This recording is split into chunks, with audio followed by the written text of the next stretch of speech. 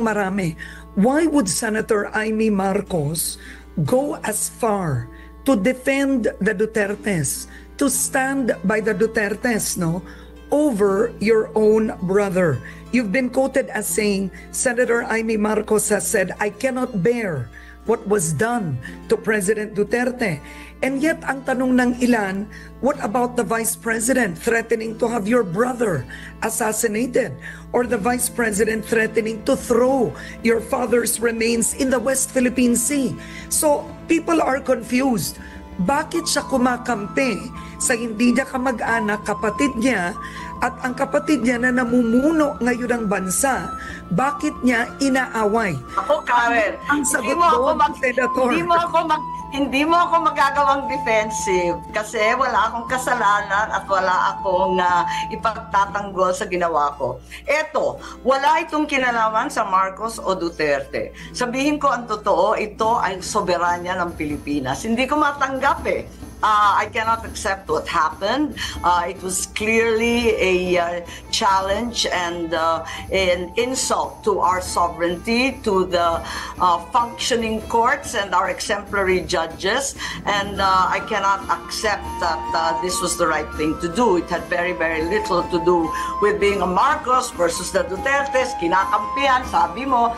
Para sa akin, wala akong kinakampihan. Kinakampihan ko ang Pilipinas. Dahil hindi tama ang nangyari. On a personal note, ang nakita ko lamang ang nangyari sa tatay ko.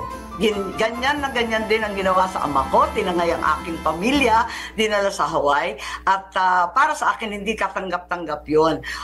Like President Duterte, my father announced time and again that he was prepared to face any Philippine court, but not a foreign court, given that all the alleged crimes and offenses were committed in Philippine territory against Filipino citizens. Ano naman ang pakialam ng dayuhan sa ating usapin? Nakita naman natin lahat ng tinangay na mga testigo, ang dokumento, lahat ng deposition nanggaling sa Pilipinas at dinala sa The Hague. Bakit hindi na lang natin ginawa dito? May nagsabi nga sa akin imported na nga yung rice, imported pa yung hustisya. Ano ba nangyayari sa bansa natin? Wala na ba ang Pilipinas? Okay, but then Senator, you also have Duterte's crimes against humanity. We are not denying. I am not in any way judging, denying. I'm not standing as his attorney. I have no doubt that there are actions that need to be answered for.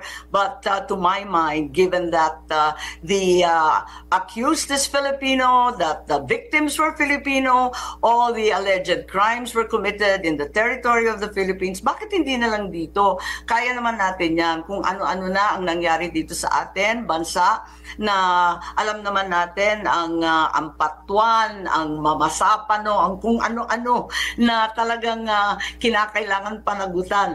At nakita naman natin na kinaya naman ang husgado natin yan. Bakit naman ito? Takot na takot tayo. Baka kaduwagan na imbes na dito sa Pilipinas, kinakabahan, kaya walang bisa muna yung ating judiciary at tinangay sa ibang bansa. Hindi naman maganda yun. Ayoko naman na sabihin na wala nang pakinabang dito. Isara na natin lahat ng korte. Okay. So, para sa akin, wala ito sa pamilya eh. At pinipilit nila na pumanig ako sa kaapelyido ko o pumapanig sa mga kaibigan ko. Walang ganun eh. Para sa akin, ang tama ay tama, ang mali ay mali. Okay. So, paglaban ng tama, itama ang mali. Sorry na lang, pag-iisa na lang tayo dyan. Alright, Senator, sinabi niyo ilaban ang tama, ang mali ay mali. And yet, you have Vice President Sara Duterte endorsing you. And the sitting Vice President, frankly speaking, refuses to answer or to account for how she spent confidential funds. She has names in her confidential funds like Mary Grace Piatos.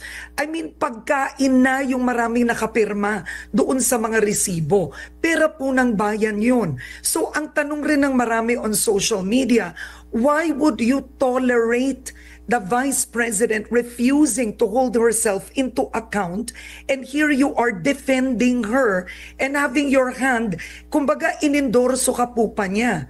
Don't you think she should answer? I don't know when I defended her. Hindi ako nagtatanggol sa kanya tungkol dito sa kung ano-anong aligasyon tungkol sa confidential funds. First of all, hindi ako pwede mag-comment dyan kasi kung sakasakali, itutuloy na yan at manalo ako, magiging huwes ako dyan. So I'm unable to comment on that. And I certainly haven't defended her. Dahil I think she's more than competent to defend herself. She has a whole slew of lawyers all set to go. And I think we will have to hear the evidence when it finally reaches the Senate. And if I do finally reach the Senate. Okay. Now, Senator, it hasn't been easy for the Marcos family to come back into public office, right? It was very hard for your family.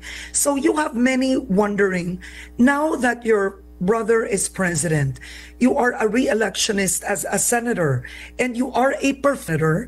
Why would this be the time that you and your brother are not united to essentially rebuild the legacy of your father, right? To change, in effect, even the memory of your father's administration. The 6 years could have been spent rebuilding, remaking, changing the country. Why? But that's not what happened, Karen. That's precisely the problem. Pinaglaban namin ng 36 years. It's been a very, very long and arduous climb back into legitimacy and not necessarily power, but more importantly, political acceptance. Apakahaba ng panahon, dekada-dekada, halos 4 na dekadong pinaglaban to. At talagang inasahan ko na mababalik ang pangalan. Sabi ko nga, napakaswerte namin. Nagkaroon ng second chance. At talagang inaasahan ko na magkakaroon ng pagbangon ng aming pamilya. Pero ang nangyari ay ibang-iba. Kaya nalugmok kami lahat. At hindi lang naman itong pagkakataon na to. Marami kasing mga bumubulong sa kapatid ko. Malayong-malayo na ako.